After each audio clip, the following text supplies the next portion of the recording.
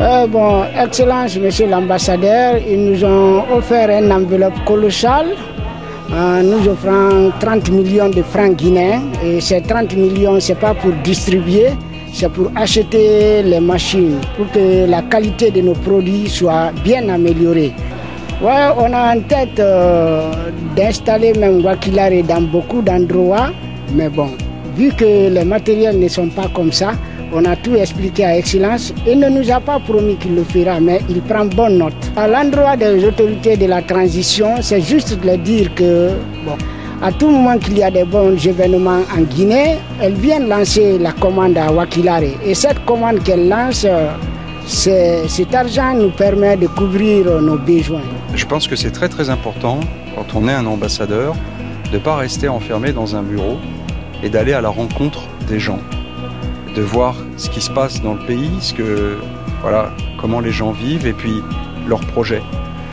Et moi j'ai un mot qui me vient à l'esprit, d'abord partenariat, c'est-à-dire la France ici en Guinée, elle se veut un partenaire du pays et de la population, mais aussi l'autre mot qui me vient c'est admiration. J'avoue que je suis admiratif en venant ici du projet qui a été construit, qui est un projet, vous voyez, avec plusieurs acteurs, plusieurs actrices, des gens qui ont voulu changer le destin des handicapés. Parce que les handicapés qui sont ici, ils m'ont tous dit la même chose. D'abord, on avait été des mendiants. On dépendait de la mendicité. On était dans la rue, on n'avait pas de projet et surtout pas de vraie dignité parce qu'on était totalement dépendants. Donc c'était un handicap de dépendance. Et ils ont réussi, en développant leur métier, leurs compétences, à produire des objets. C'est des objets qui sont vendus et l'argent permet de se nourrir et même de se loger et de faire vivre une famille.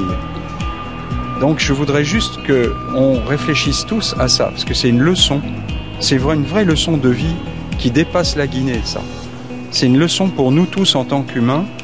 Ça veut dire que quand on a un handicap, ils ont réussi à développer des compétences et à surmonter ça. Et aujourd'hui, je vois des gens qui sont dignes, qui peuvent me regarder dans les yeux et qui n'ont pas le regard qui baisse parce qu'ils sont des hommes, des femmes respectables.